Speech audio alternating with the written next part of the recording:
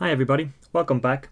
And this lecture is entitled Step 2, Getting the Supplies You Need. And for this lecture, when you go offline and you do start to get the supplies you need, it's going to take you in around 30 minutes if you have all the supplies in your home or in your office. If not, it could take more depending on how far you have to travel to do a bit of shopping. Now, I think it's safe to say that this lecture is one of my favourites for the simple reason that I am a stationery nut. I love stationery. Don't ask me why, but I have so many pens and pencils and pads and post-its and all different kinds of reminder tools and bits and pieces like that. I just love stationery. Half the things, the notebook that I buy, I never even use. I probably have enough notebooks to last me for the next 5 or 6 years. So in this lecture, we're going to talk about the kinds of stationery that you need to implement your Getting Things Done system from scratch.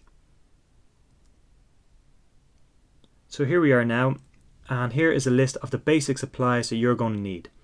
Paper holding trays, so they're the kind of in trays that you see on an office desk. A stack of plain paper, any kind of white plain paper will do. A set of pens or pencils, depending or not if you have a preference.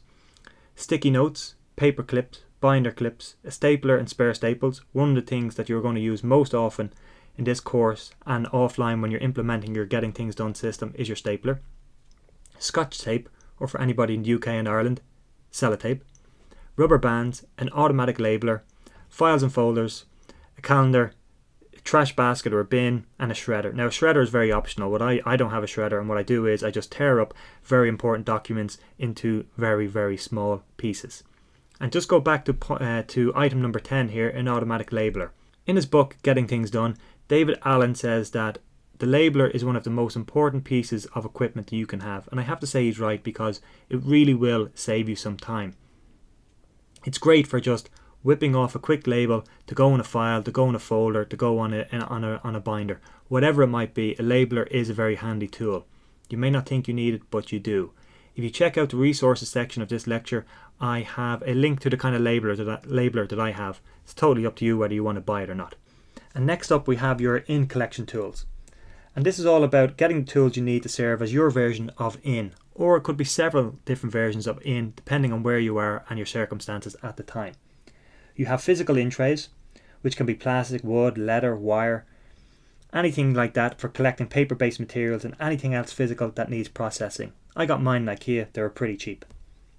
You can use paper-based note-taking devices, notepads, spiral binders, index cards, sticky notes, whatever it might be. I use index cards because they're cheap and plentiful and they're very handy to carry around. You can use electronic note-taking devices such as a computer or your iPad, your iPhone, whatever it might be, and all the different and various apps that come with those. Or you could use a voice recording device, your voicemail system, your dictating equipment, and again there's plenty of apps within the iTunes Store and the Google Play Store which can help you to dictate memos and reminders directly into your phone. Or you have the tried and tested email.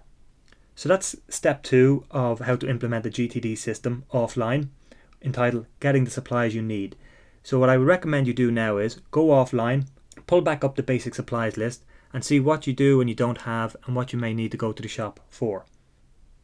Thanks for listening, and as always, if you have any questions, please do not hesitate to contact me in the discussion section of this course. I look forward to seeing you in the next lecture.